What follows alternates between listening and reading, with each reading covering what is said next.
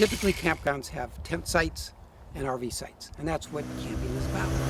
There's like 8 million RVs out in the United States, but there's 135 million households that don't own an RV or a tent, but may want to go camping, may want to go enjoy the outdoors. So what we did is add the glamping concept, but what we wanted to do is make it sure that all economic classes could come camping. So we added teepees, which were at a lower range of the price point, up to glamour tents. You come in and you got microwaves and refrigerators and heaters and king-size beds and all the comforts of home, to our deluxe cabins, which come to the deluxe cabin, bring your toothbrush, that's all you need to do. We probably have 5 different designs of cabins. We have the big deluxe with a big deck that is meant for the family with 6 people.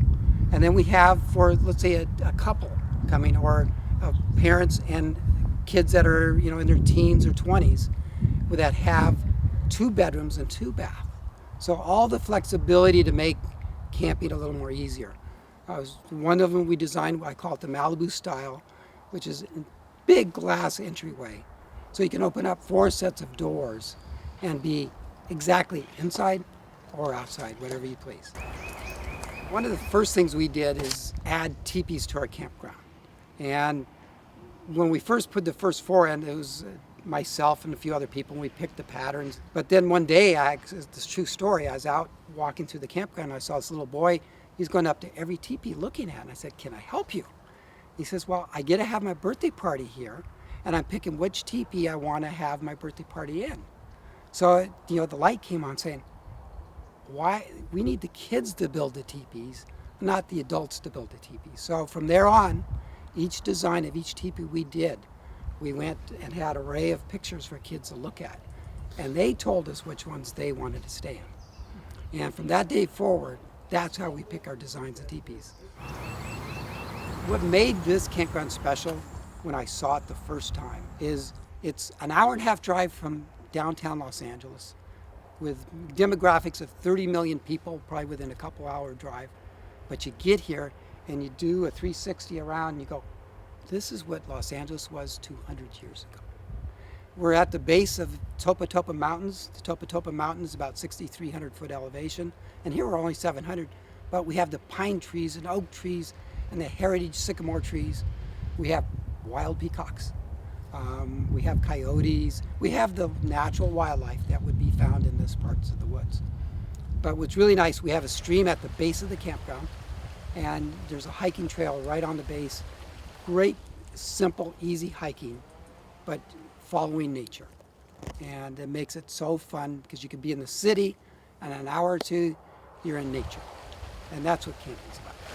This is a unique park. Most KOAs are just RVs, tent camping, but here we have activities. We have the gem mining behind us. It's one of the most popular activities here, where children can come in, and adults, and mine for gems. Also, we have zip lining. We have 2 separate lines, one a higher line and one a lower line.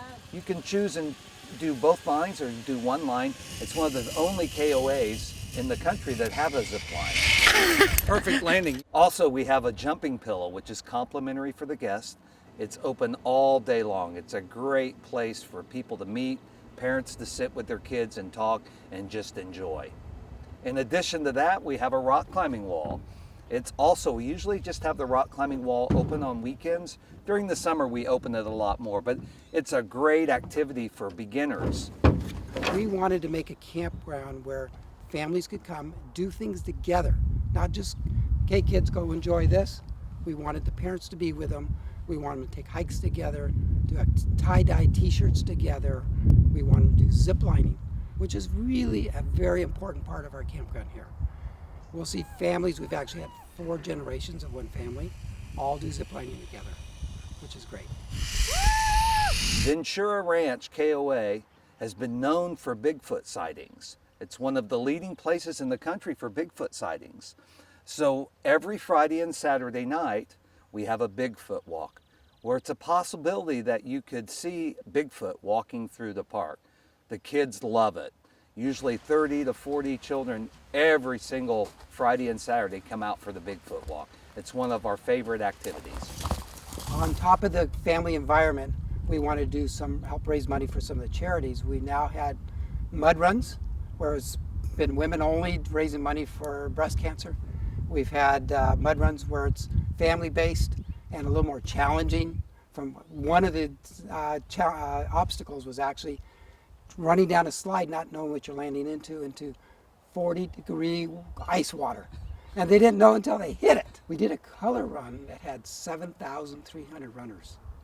And it was spectacular because a color run would usually be downtown city streets. This had the environment of going through the forest, going up trails. We had obstacles at the color run too, which was very cool. The nice thing about KOA, Campgrounds of America, there's almost 500 of them across the United States. And if you have your little KOA card, you can go to any KOA you want and you get discounts.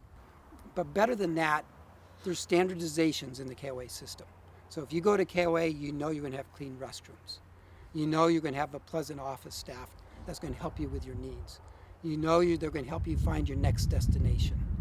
Now you can go across the United States, staying at KOAs all the way across, and know what you're getting before you get there.